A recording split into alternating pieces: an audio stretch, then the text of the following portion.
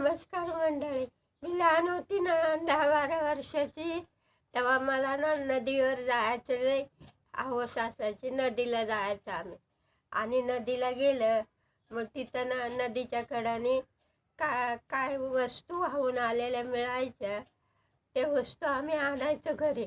ते घरचे लोक रागवायचे, वाहून आलेलं आणायचं ना म्हणायच्या.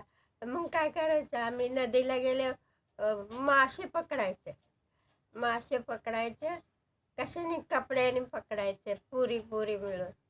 असं दोन हातात कपडा धरायचा आणि त्यात काय एवढे बारके बारके मासे मिळायचे.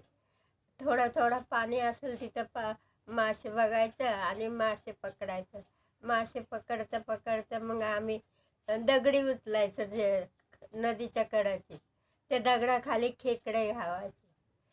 खेकडे बघायचे, दगडी